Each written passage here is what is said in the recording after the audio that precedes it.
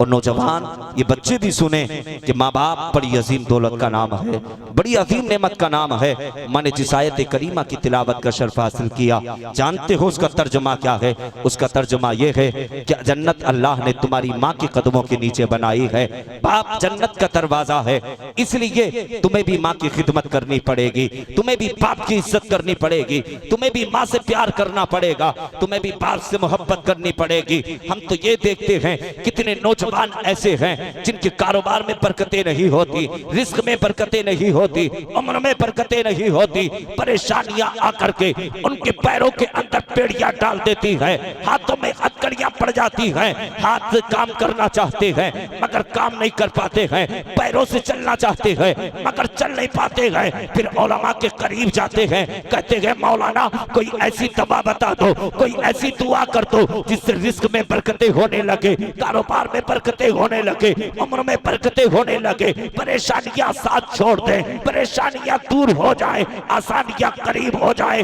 मगर मस्जिद का इमाम था, उसने मुस्तफा की जिंदगी को पढ़ा था कि आका क्या फरमाते हैं, आका ने जिंदगी को कैसे गुजारा है, आका ने क्या फरमाया है, माँ की शान क्या है, माँ की अजमत क्या है, माँ का वकार क्या है, बाप की इज्जत क्या है, बाप का वकार क्या है। इसी इमाम ने उसी नौजवान की कलाई को पकड़ा है और पकड़ करके कहा था शहजादे पास सुन ले कि अगर तेरे कारोबार में बरकतें नहीं होती, रिस्क में बरकतें नहीं होती, तो एक बात बता दे, कहीं ऐसा तो नहीं है तेरी माँ तुझसे नाराज हो, तेरा बाप तुझसे नाराज हो। इस नौजवान ने बड़े फक्र के साथ सीने पे हाथ मार के कहा था मौलाना परसों गुजर गए हैं, अभी माँ से बोला नहीं हो, महीने गुजर गए हैं, बाप से बात नहीं की है। इसी इमाम ने कलाई को पकड़ के कहा था यही वजह है जो तेरे रिस्क में बरकतें नहीं है, यही वजह है जो परेशानियों ने घेर के रखा है। अगर इमाम ने कहा था अगर इज्जत चाहता है, शोहरत चाहता है, दौलत चाहता है, अगर चाहता है समाज वाले कोई अमीर कह करके पुकारे, कोई जमींदार कह करके पुकारे, कोई नेता कह करके पुकारे, कोई मंत्री कह करके पुकारे, कोई शंत्री कह करके पुकारे, कोई कहे वकील आ रहा है, कोई कहे देखो ये जो आ रहा है ये डॉक्टर आ रहा है, बड़े बड़े नामों से पुकारा जाए। अगर चाहते हो, इमाम ने कलाई को पकड़ के कहा था कि जोहर की नमाज पर माँ को जाके सलाम कर, असर की नमाज पर माँ को जाके सलाम कर, मगरिब की नमाज पर माँ को जाके सलाम कर, इशा की नमाज पर माँ के पैर दबा के बिस्तर पे सो जा। फजर की अजान हो तो नमाज फजर पढ़ के माँ के तलबे चूम ले, अल्लाह तेरी हर मुसीबत को दूर कर देगा। ये है माँ का मर्तबा, ये है माँ की शान। ओ नौजवानों, अगर रिस्क में बरकतें चाहते हो, कारोबार में बरकतें चाहते हो कि अल्लाह तुम्हारी उम्र में बरकतें करे, तुम चाहते हो कि अल्लाह तुम्हारे रिस्क में बरकतें अता फरमाए, तो याद रखना सबसे बड़ी दौलत, सबसे बड़ी नेमत अल्लाह ने तेरे घर में तेरे वालिदैन बनाए नहीं हैं। कितने लोग हैं माँ के नाम पे हाथ उठा करके बताएं, बोले सुभान अल्लाह। अब मैं समझ लूंगा जिसके नहीं उठेंगे, हाँ वो माँ से खफा रहता है, बाप से खफा रहता। और याद रखना कसम खुदा की अल्लाह ने वो अजीम दौलत बनाई है माँ, वो अजीम दौलत बनाए हैं बाप, जिसका कोई जवाब नहीं। माँ बाप बड़ी अजीम दौलत का नाम है, बड़ी अजीम नेमत का नाम है। माँ बाप की याद तो जब आती है हमको कि जब इनके चेहरे हमारे निगाहों से दूर हो जाते। जब माँ का चेहरा सामने नहीं होता, हमें उस वक्त हमारी आंख में आंसू होती है। जानते हैं जब ईद का कोई त्योहार आता है, ईद का वक्त आता है, लोग छतों पे चांद देखने के लिए चढ़ते हैं, मगर जिनके माँ बाप नहीं होते ना, तो वो दरवाजों पे खड़े होकर के आंखों से आंसू बहाते हैं।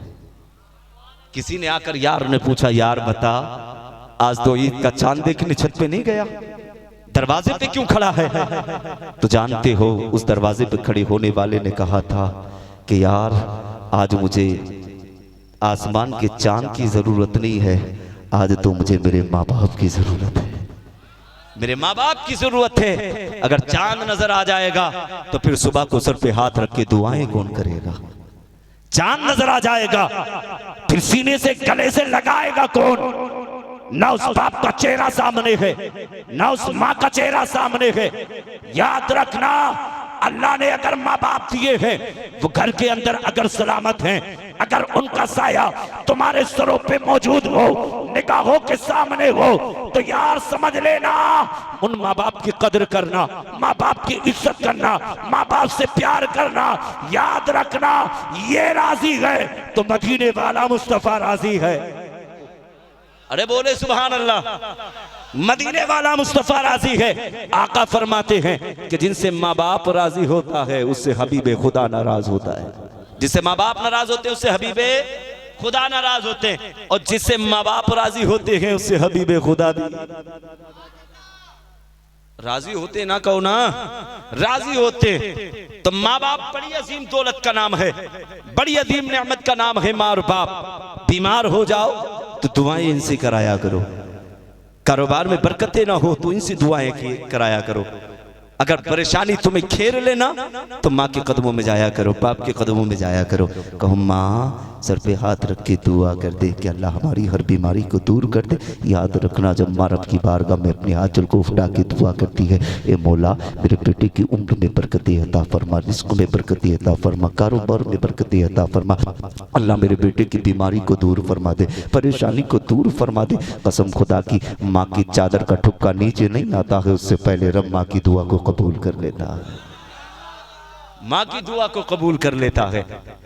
तो माँ बाप से रब कितना प्यार करता है। फिर याद रखना तुम माँ बाप से प्यार करोगे तो जानते हो माँ तुमसे राजी होगी तो मदीने क्या जुबानें बंद हो गई? मदीने, मैं तुमसे उजरत थोड़ी ले रहा हूं, मचल के बोलो मदीने वाले राजी होते। ये याद रखना, इसलिए इज्जत चाहते हो तो माँ की खिदमत करना। हाँ, माँ बड़ी अजीम दौलत का नाम है, बड़ी अजीम नेमत का नाम है।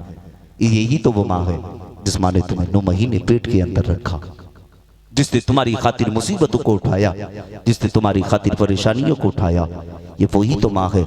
कभी इस माँ के करीब जाकर बैठकर हमने पूछा होता, माँ ये तो बता दे कि जब हम तेरे पेट के अंदर थे तो माँ जब हम तेरे पेट के अंदर हरकत करते थे तो माँ क्या तुझे एहसास होता था? माँ तुझे तकलीफ होती थी? तो माँ की आंख में आंसू आ जाएंगे। माँ कहेगी शहजादे क्या बात पूछता है कि अगर तू माँ के पेट के अंदर बेटा हरकत करे और माँ को खबर ना हो, माँ को खबर ना हो। माँ कहती है शहजादे कि हाँ जब तू पेट के अंदर हरकत करता था बेटे कभी कभी पैर मारता था ना तो कभी कभी बड़ी तकलीफ पड़ जाया करती थी।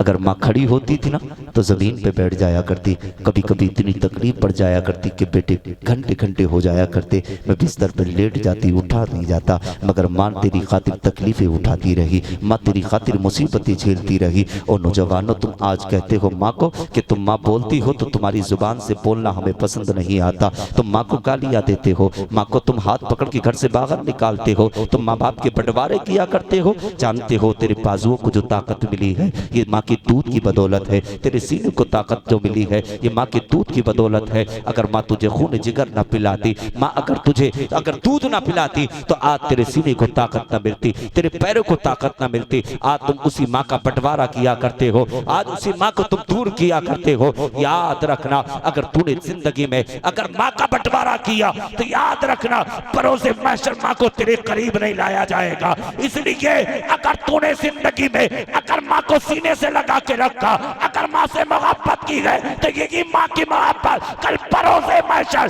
जब जानते हो नफ्सी नफ्सी का आलम होगा, कोई किसी का पुरसाने हाल न होगा, एक दूसरे के लिए भाग रहे होंगे। अगर भाई कहेगा और भाई मुझे एक नेकी दे दे तो भाई देने के लिए तैयार ना होगा। अगर तूने सवाल किया और बाप जिस बाप ने सारी जिंदगी तेरे लिए कमाया, जो बाप तेरे लिए कमा करके लाता रहा, अगर तूने उस बाप से भी कहा और बाबा मुझे एक नेकी की जरूरत है तो तू एक नेकी के लिए तैयार ना होगा। मगर याद रखना यही माँ की मोहब्बत कल परोसे महशर तुझे जहन्नम से बचा के जन्नत में लेके जाएगी।